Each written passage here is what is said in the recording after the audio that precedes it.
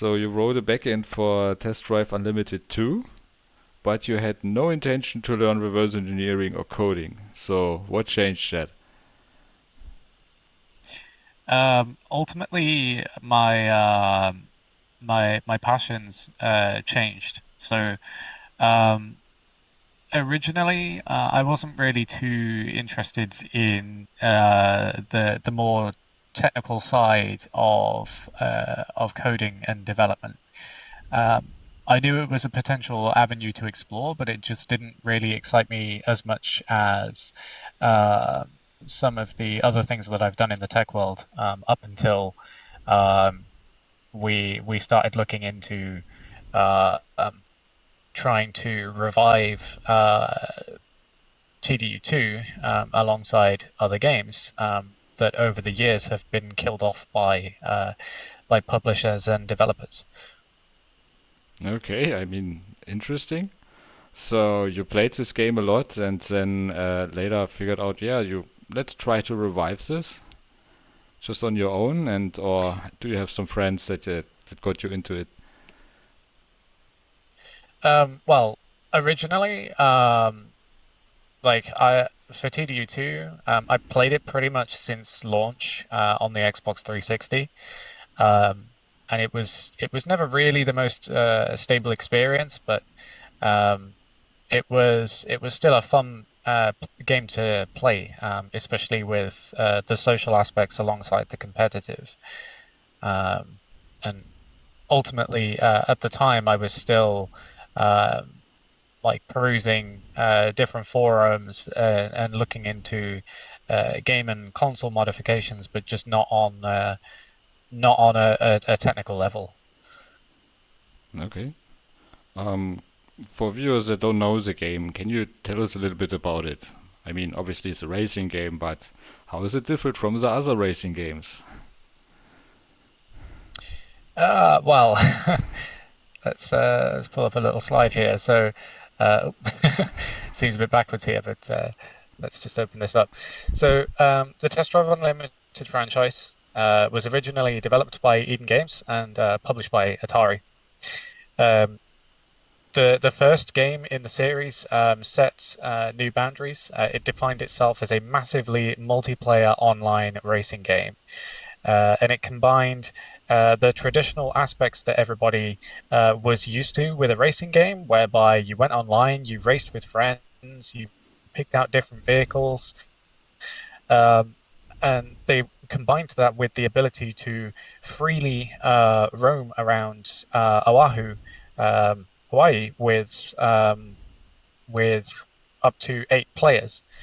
Um, Combining that with the ability to have clubhouses, which a lot of people might know as clans, a full online trading system, custom racing or challenges, um, just impromptu races on the streets, vehicle tuning, customization, avatar customization, where you could like go to a clothing store and stuff like that. Like it was just a very unique game in the sense that the only thing really close to it for people playing racing games in the early to mid 2000s was games like Need for Speed Underground 2, um, whereby you had the racing aspect and you did have free roam, but you couldn't do both at the same time. You had to start up a new session online and try and get your friends together in each one of those sessions on a unique basis. Whereas with TDU, all of that was blended together in a seamless experience. Um, Nice. there's been several different iterations of ideas overall, but yeah, they went as far as canning what was going to be the second release, reviving it after Atari very nearly went bankrupt. And we saw additions like the casino, more social aspects whereby players could meet in the buildings that originally you would just go into and a menu would pop up. So you could fully interact, and there was different animations and stuff like that. And it just built on top of what was already a pretty solid aspect for the game. But unfortunately, it didn't last too long. because Atari filed for bankruptcy in the later half of 2012, and therefore they had no money to pay Eden Games, so Eden stopped developing for Test Drive Unlimited 2 just 15 months after its release, and subsequently the TDU1 servers were shut down late September 2012. The TDU2 servers, on the other hand, they did stay up until around 2018. But yeah, it's always been a bit of a jaded experience from a official point of view with the franchise. Yeah. I mean, I know a lot of short-lived games, but 15 months is pretty close to the top of being very short-lived games. Yeah, and I also can Yeah, remember Need for Speed. That was a great game. I played that for ages. But yeah, on PC and in LAN usually, so not online. So I cannot talk about that aspect. yeah, same Um, here. Like, most of my experience with the Need for Speed games was most definitely offline. I've played through the Underground series offline so many times over the years, and thoroughly enjoyed them. But speaking to people who used to play online back in the day, they always said that Underground 2 definitely broke some barriers. yeah, it inspired new TV shows. It was a massive soundtrack. And yeah, that was definitely very interesting to live through. So then, what was your first memory with TDU? How did you get into playing that? Just random day, Um, play, downloaded it, or someone introduced you? yeah, so in terms of sort of really getting into the franchise, my first experience with it was when I first got an Xbox 360 back in the day. Hmm. One of the demos for the original Test Drive Unlimited allowed you to go into free roam for up to 20 minutes at a time, and it would put you in the same lobby as people who actually owned the game. So Hmm. you could cruise around Oahu with people who owned the game already, and like do some small races and stuff, just to get a taste of the game. Nice. Um, from from that point, it was like I played the hell out of that demo as a kid, but of course, as I've mentioned, I pretty much got Test Drive Unlimited 2 when it first came out. Um, and it was on the recommendation of some friends of mine who I used to play on Xbox Live with. And they were like, "Oh, like there's a second one now. Like, It it's must be really cool. better. It's really interesting." Yeah. Yeah, and they'd already shelled a few hours into it, and their experience was quite positive with it. So uh, I ended up buying the game on their recommendation, and yeah, we had lots of fun playing in our own clubhouses against others online, and we spent most of our time, more than anything, just roaming around the streets of Oahu and Ibiza together, um, just randomly driving around, going off road, uh, cruising down highways together, doing top speed runs, finding more complicated sections to uh, sort of stretch the the legs of the cars that we had. Uh, like it's one of those games where you can let your imagination run wild in that regard. Where did you start with reverse engineering that game? How did you how did you find a way to get into it? Well, this stems back to essentially the start of TD World, right? So, um, in terms of our really vague timeline here, um, we had the game was mentioned as going offline in November 2018. By that stage, we'd reevaluate things with our existing Discord server, and I started showing interest in maybe reviving Test Drive Unlimited 2, because at the time we had a pretty good community on Discord, not necessarily with technical skills, but just with a passion for the franchise, right? So with no game to play online, all we could do was really keep in touch over Discord, right? So the goal was announced, that we wanted to revive TDU2 under the TDU World project, and the idea was to have a supporting game launcher and like mod packs and just the traditional things that you'd expect to see from an active modding community for a game. And I put the feelers out to find some more people who were technically minded. So we spent a bit of time backing and forthing on exactly who was going to be on the team, and it did take us quite a while to find some people with the skills and the know-how to help with our goals. So ultimately, by 2020, that consisted of Aquarius, Cooksey, Mephisto94, Red, and Zarlith.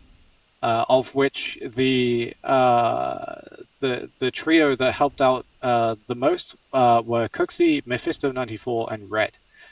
So those three people are developers in a very professional sense, and our key player here was Mephisto94, who at the time I believe was still in university.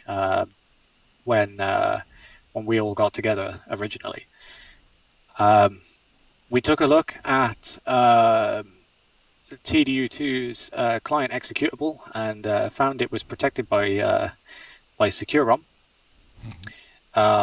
which makes things quite a lot harder in the sense that just looking at the executable on face value, it's obfuscated to try and stop you from reverse engineering it. And without going too deep down the rabbit hole on exactly what SecureROM does, the bottom line is a dump of the client executable has to be achieved and then essentially rebuilt before you can really start reverse engineering those client executables. But thankfully for us, we had an individual contact us who had some debug executables which weren't protected by SecureROM. So we were able to essentially compare the SecureROM protected executable against the debug versions and start really diving into the game. Yeah, CWV, a Post very that old point- enemy. Yeah. Oh yeah. I mean, there's plenty of really cool archives explaining how older versions of SecureROM works for anyone that's really curious on that side of things. There's a really good one on how SecureROM was reverse engineered for games like Resident Evil, and even going back further than that. But yeah, we then started cracking on quite thick and fast with trying to figure out how the game client operates within its networking layer. And one of the quick and easy ways to do that is to find ways where the game is calling perhaps the Windows APIs for like network sockets or like the general networking layer, and tools like Ghidra and IDA Pro can actually pick these right out of most executables as long as it's not too obfuscated by any protections that that executable might have. So from there, we spent a few months backing and forthing on different ideas and just diving deeper and deeper into figuring out the custom protocols that the game uses, the different packet structures, and the classes around the networking. And by the end of 2020, we had made enough progress to understand the game protocol, the initial login data, and the lobbying data, which allowed us to do free ride. And it's important to note that these breakthroughs that we had were assisted by a packet capture that I had made for one of the final sessions that I was connected to the officially hosted servers just before they went offline.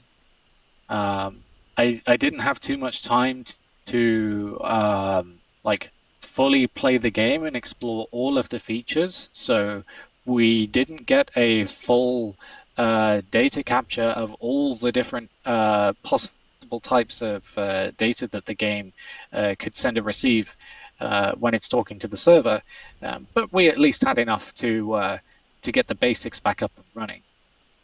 And once we were sure that we had the basics up and running in a more stable fashion, we went ahead and built the website and the game launcher and supporting features. And we pushed for a public release on the 8th of February 2021, which was TDU2's 10th anniversary. Post that point, the development did continue between us all for a while. We got several different key areas of the game working again, so like clubhouses, leaderboards, and a couple of other features, but they weren't fully finished. A lot of the work that was done was still a fundamental proof of concept up until that point. And there were a few different ideas on general directions, which unfortunately for the TDU World project did mean that we ended up with a split in 2022, whereby Cooksey went off and formed Project Paradise 2, and Mephisto, Aquarius, and Red founded TD Universe. And ultimately, we sit in a position today where we have 3 different online projects for TDU World, well, for TDU2, sorry, but they are all different flavors in terms of the experience that you can have on those servers.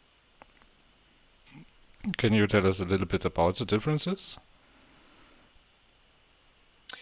Sure. So with TDU World, of course, being the original project, our goal was to just first and foremost revive the online services and make the game fully playable online again. So all features working as intended, no bugs, no weird behavior. From that point, our additional goal was to make sure that we had a reliable game launcher that was able to keep the game up to date and offered support for the mod packs that we provide. So ultimately for the users, it's as easy as just downloading our installer and having a vanilla copy of the game. They can then run our installer, it will update their game, it will install any modifications that we deem mandatory to play online, such as bug fixes, and modifications to support the game connecting to our servers. And then they can just hop in and have an enhanced experience, which is ultimately the goal. Project Paradise 2, on the other hand, has a little bit more of a relaxed approach. So Project Paradise 2 and TD Universe both share the same goal as TD World in the sense that they want to fully revive the Test Drive Unlimited 2 online multiplayer features.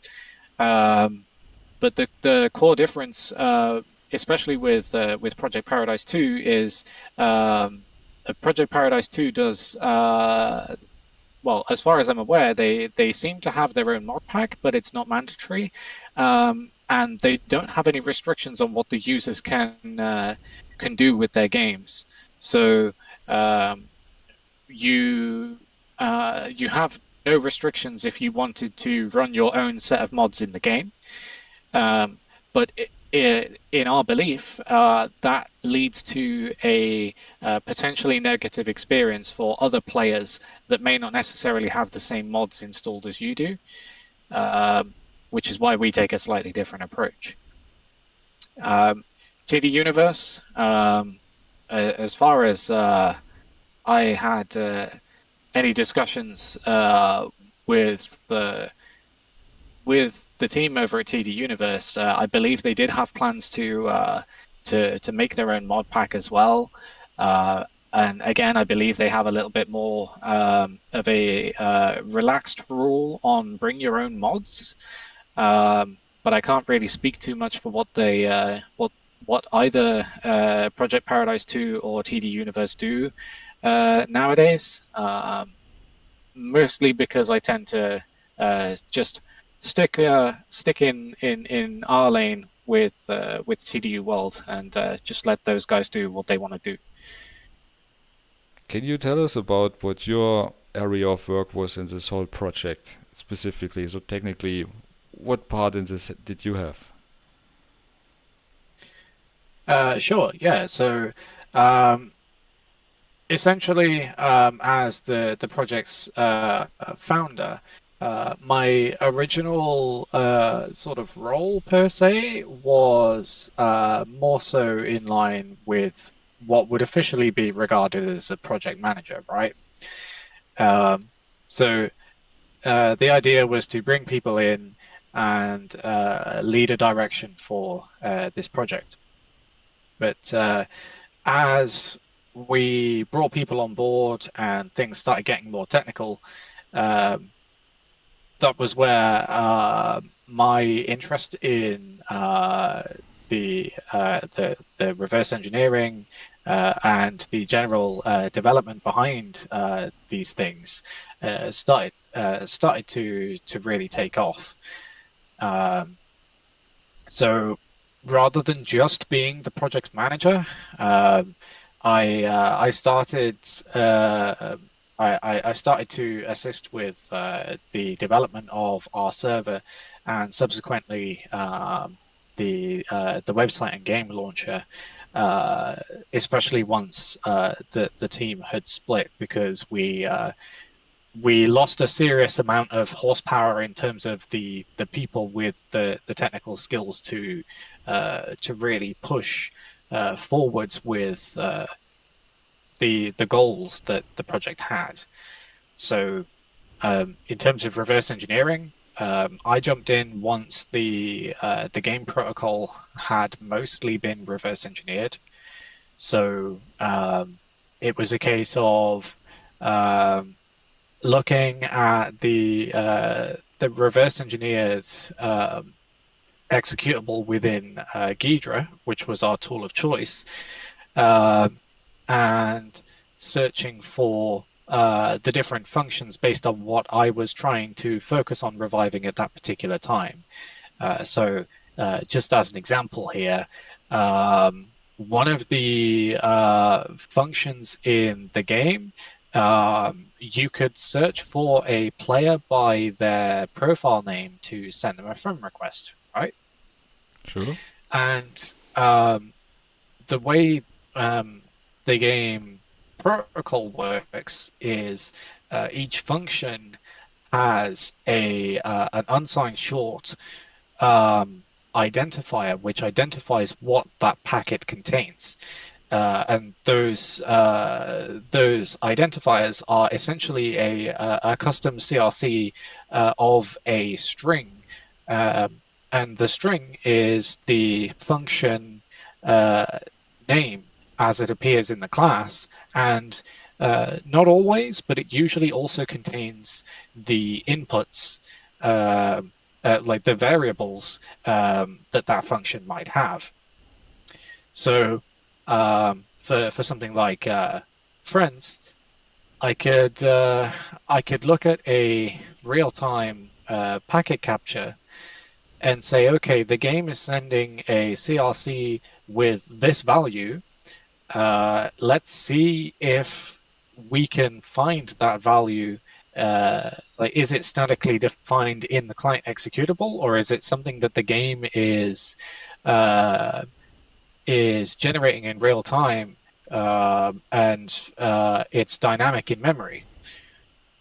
But once we are able to find um, those particular CRCs or function strings, um, we could then find those within the client executable in Ghidra, and the function would usually have a um, a a data store um, that it would then push or pop the variables into or out of, um, depending on whether it was something that was being sent or received.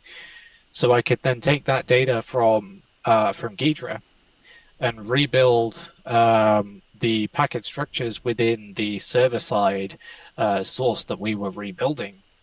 And from there, it was just a case of trial and error to identify variables if we didn't quite have enough information outside of, well, from Ghidra. Um, and the more we did that, the more we start to understand how certain certain types of data are interlinked within the game's client.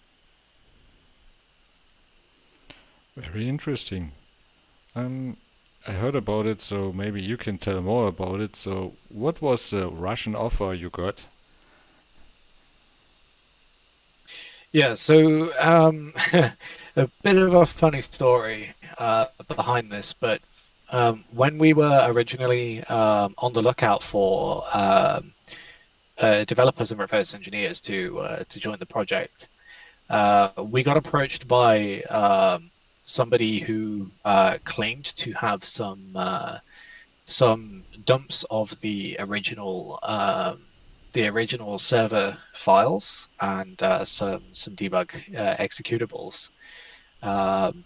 But they seemed to be quite shady about it, and they uh, they tried to sell it for a insane amount of money.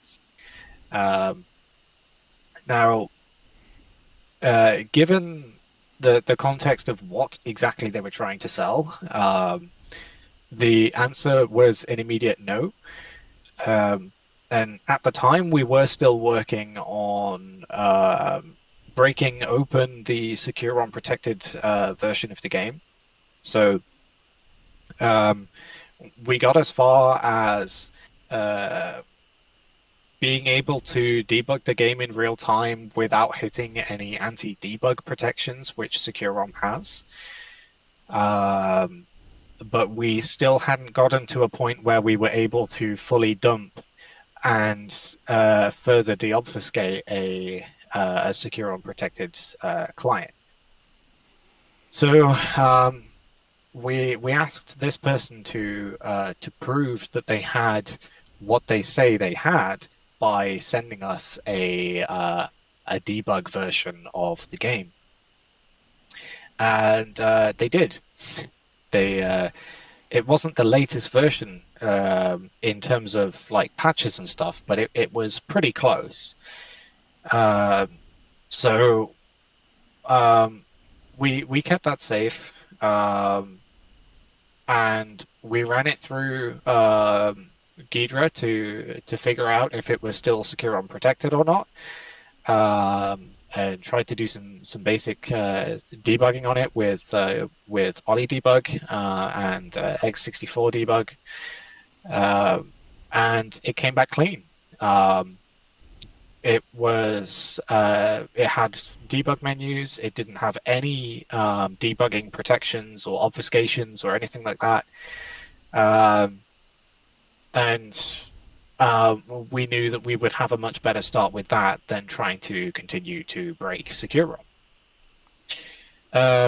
We still made it very clear that like for a start, none of us would be able to afford the insane amount that this person was offering. But second of all, uh, we're not interested in stolen server files.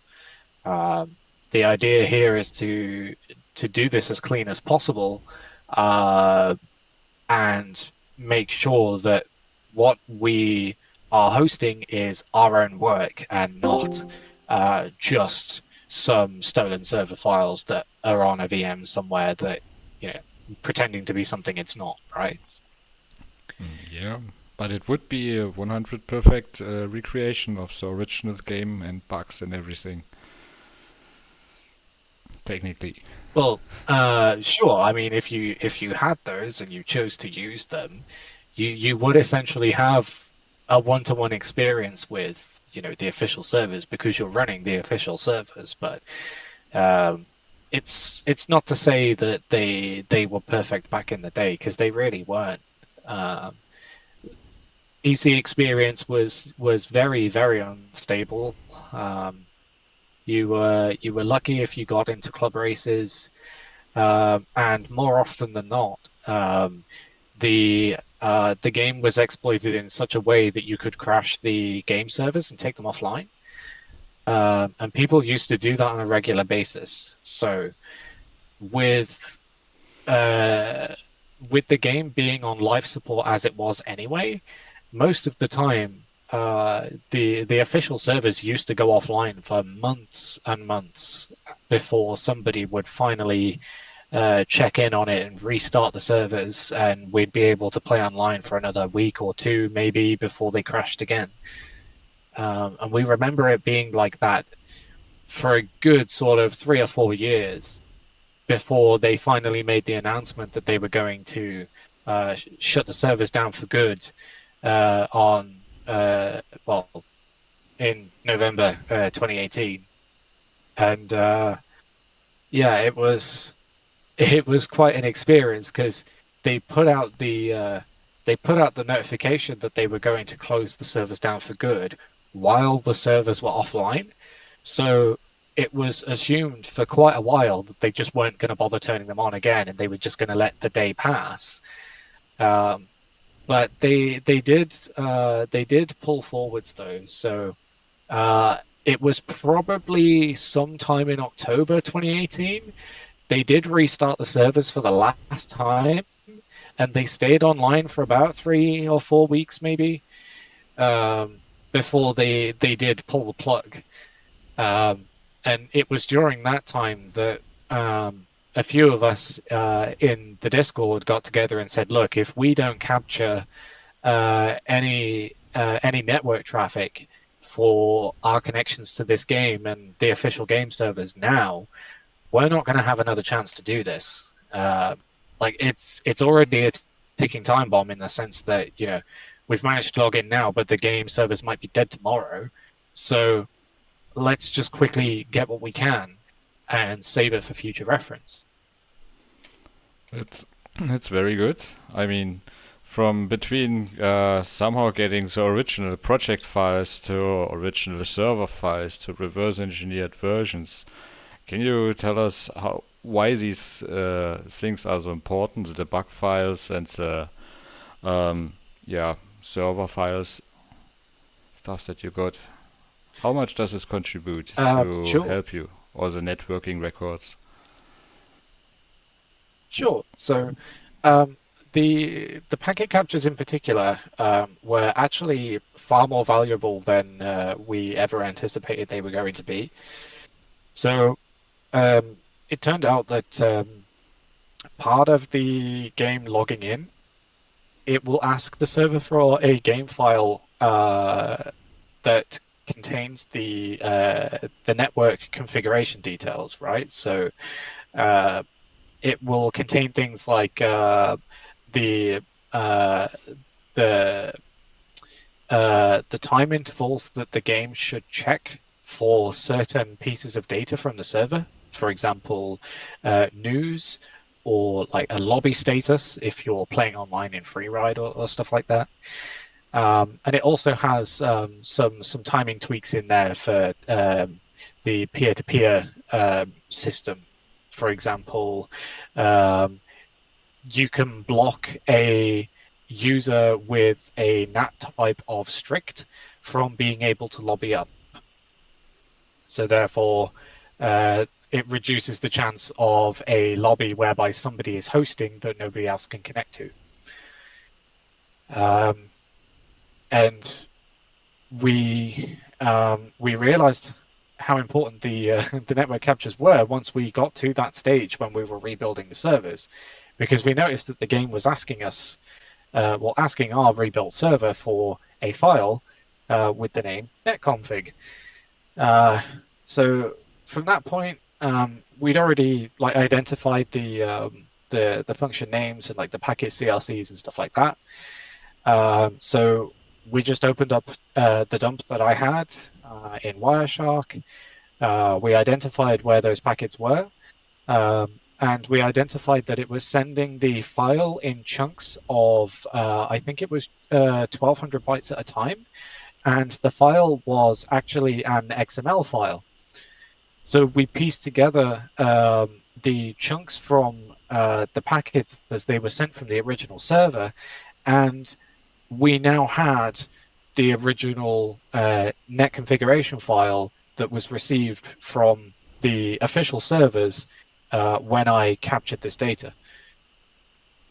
And it saved us a lot of time because without having that packet capture to hand and being able to dump that file from the packet captures, we would have had to spend much, much more time reverse engineering and trying to figure out where the game references that file and then referencing what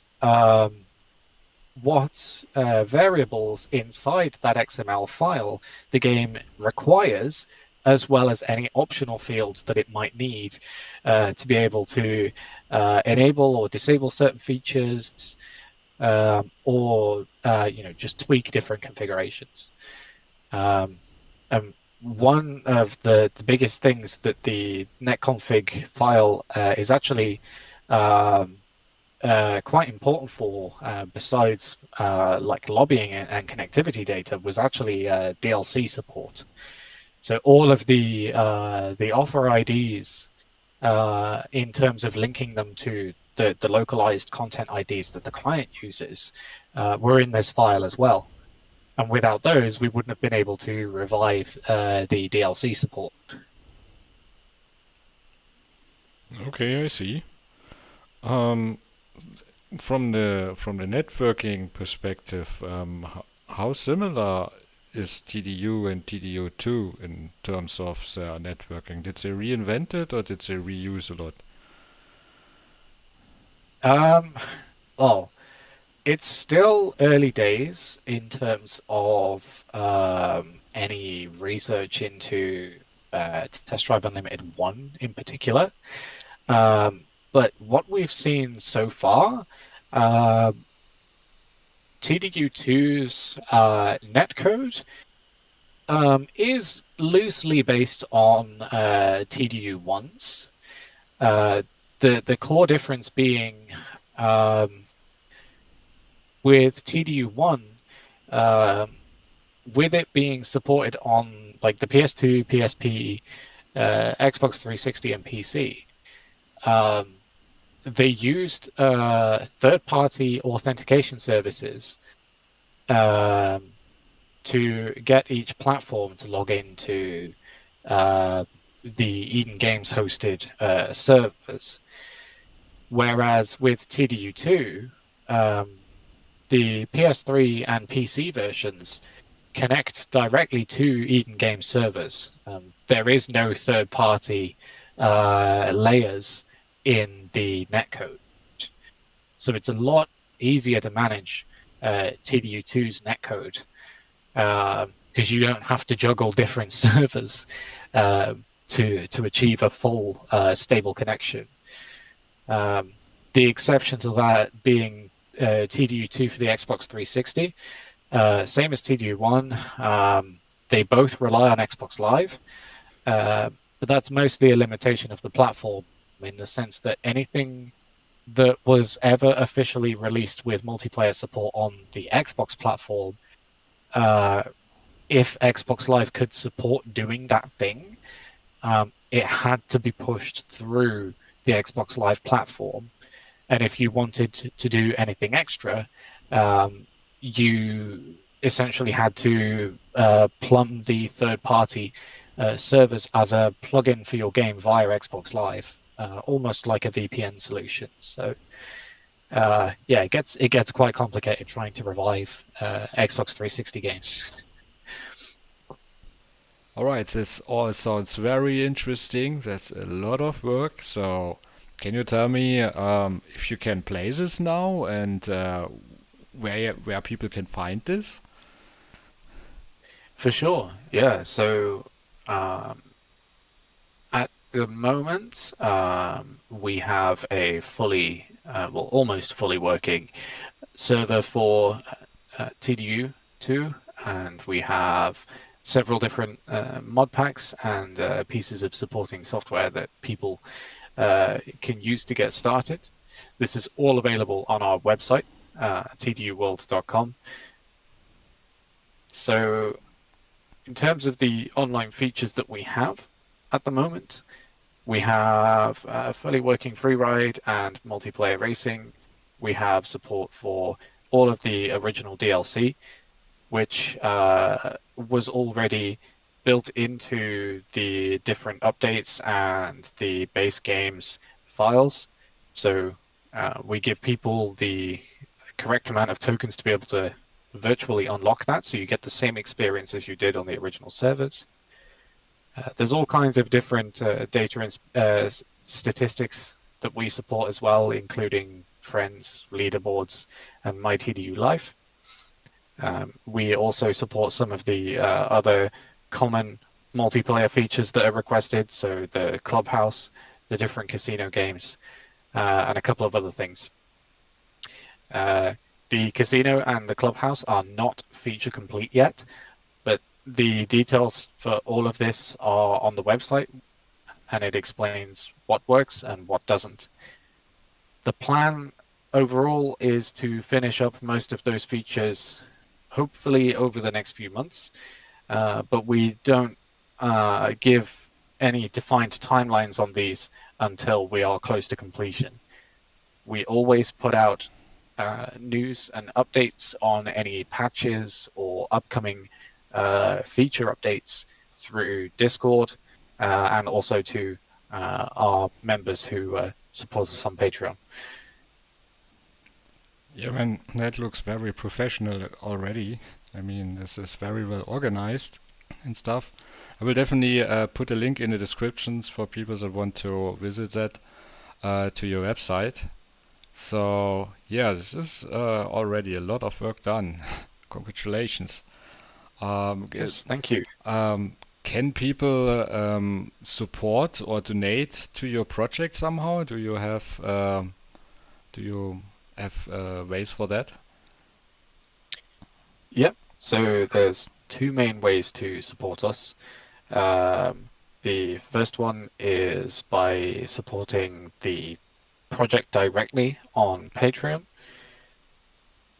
We have a dedicated Patreon that's for funding the server fees, and we post some in-depth news on there first before we end up eventually releasing news on both our Discord and the TurboDuck forums. All right, cool. So beside, I know this is already a lot of stuff that you're working on, but I'm pretty sure you also still have more. You have more side projects, and I heard about one which is called Nostalgic Networks. Can you tell us about that? I can explain a little bit about nostalgic networks.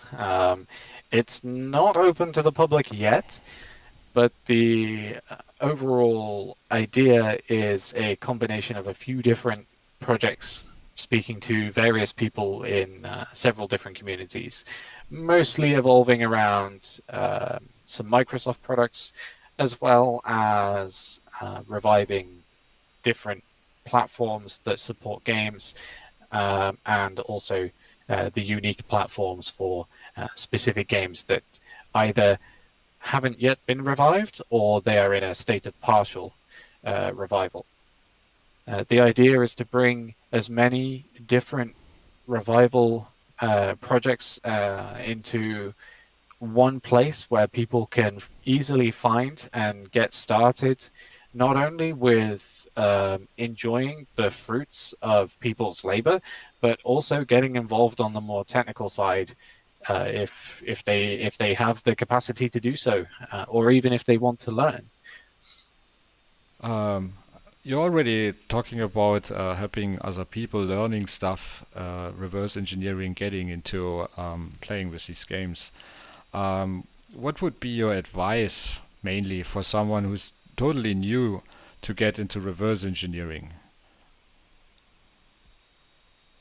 So, for anyone that's new to getting into reverse engineering, my first piece of advice would be don't be afraid. Don't be afraid to use your imagination. Um, Learning to reverse engineer ultimately means learning new languages, right? Yeah. Um, a lot of people tend to sort of stray away from reverse engineering or programming because they think it can be a bit too technical. But a majority of um, what you do revolves around understanding the languages, right? So much in the same way that we talk to each other as humans in different languages, a computer does too. And once you start to understand those languages, you start to uh, you start to understand very quickly how pieces of technology actually work. And before you know it, you're jumping down multiple different rabbit holes, trying to figure out some really niche thing um, in something that you may well once have enjoyed. Um, like it doesn't have to be a big thing either. It can be as simple as game breaking bug that's annoyed you for years. Like, don't be afraid to ask yourself that question, and try to find out why. Yeah, that are some very good words. Well, thank you. This was a great interview. Last question. Where can people find you? What links should I put in the description? So of course, the primary place where I can be found is the TDU World project. You can also find me on the Seven Sins forums, where I am an administrator. I quite often feed advice to people for several different consoles, but mostly for the Xbox and Xbox 360, because that's another one of the big things that I tend to work on outside of the main TDU project. You'll also find me in several different Discords as well, most notably the Xbox scene and the Web TV Discords. Okay, cool. Thank you and bye. Thanks. Bye.